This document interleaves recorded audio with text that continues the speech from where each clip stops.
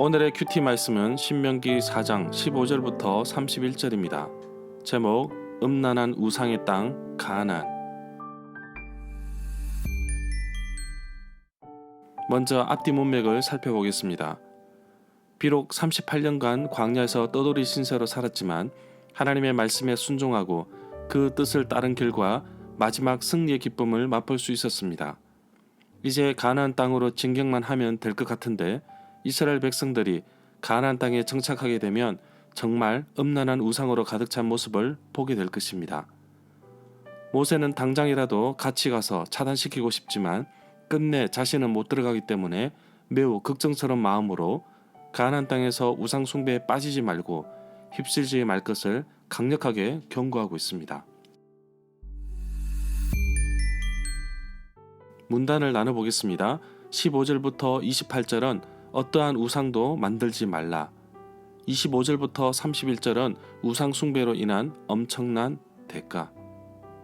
15절에 보면 여호와께서 호렙산, 시내산, 불길 중에서 백성들에게 말씀하실 때 음성만 들었습니다.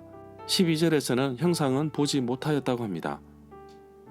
16절에 보면 신명기 4장에서 여호와께서 금하신 어떠한 형상의 우상도 조각하지 말라고 말씀하십니다. 이러한 구절은 16절, 23절, 25절에 반복해서 나옵니다. 이 구절은 출애굽기 20장 4절에 나오는 십계명에서 발견할 수 있습니다.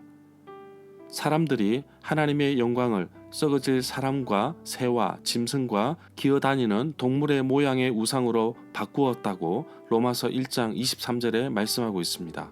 하나님께서는 자기 백성에게도 눈에 보이도록 형상을 나타내 보이지 않으시고 언약의 말씀인 계명을 통하여 말씀하고 있습니다. 십계명에도 정확하게 금지하고 있습니다. 그러나 보이지 않는 것에 대한 두려움과 기대고 싶은 사람들의 심리와 습성 때문에 사람들은 끊임없이 우상을 만들어내는 것을 볼 수 있습니다. 19절에 보면 신명기 17장 3절부터 5절에서는 이를 성신을 숭배하면 가증스러운 일이기 때문에 성문으로 끌어내어 돌로 쳐 죽임을 당한다고 말씀하고 있습니다. 그러나 열왕기하 17장 16절에 보면 남유다에서 가장 오랫동안 통치하였던 호세아 왕은 정말 여호와 보시기에 악을 행한 사람입니다. 그러나 그 수준이 자기 조상들의 왕들보다 더했습니다. 여호와께서 명령하시지 않는 사방의 이방 사람들을 따라서 송아지 형상을 부어 만들고 아세라 목상을 만들고 이를 성신을 경배하였다고 말하고 있습니다. 20절에 보면 여호와께서는 이스라엘 백성들을 택하시고 쇠를 녹이는 용광로와 같은 애굽에서 인도해 내셨습니다. 자기 기업의 백성을 삼으신 지금처럼 자기 소유로 삼기 위함이었습니다. 이 구절은 예레미야 11장 4절과 열왕기상 8장 51절에도 나옵니다.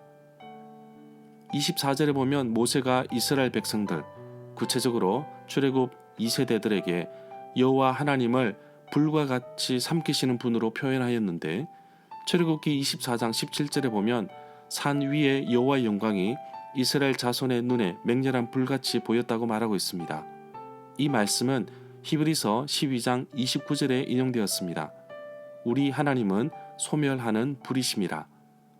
모세는 백성들에게 계속해서 당부하고 있습니다. 하나님 여호와께서 맹렬한 불과 같이 백성들 앞으로 가시는데 여호와께서 멸하시기도 하고 엎드러지기도 하신다고 말씀하십니다. 여호와 하나님을 질투하는 하나님으로 말씀하시는데 출애굽기 20장 5절에 하나님은 질투하는 하나님이라고 표현하고 있습니다. 질투하는 하나님이시라. 또 다른 한 번역본에서는 어떤 경쟁자라도 허락하지 아니하신다 라고 번역하고 있습니다. 하나님은 자기 백성에게 온전한 충성을 요구하신 것입니다. 절마다 상세한 설명과 구절 해석, 핵심 내용과 중심 줄거리는 네이버 블로그에 올려져 있습니다. 내게 주시는 교훈입니다.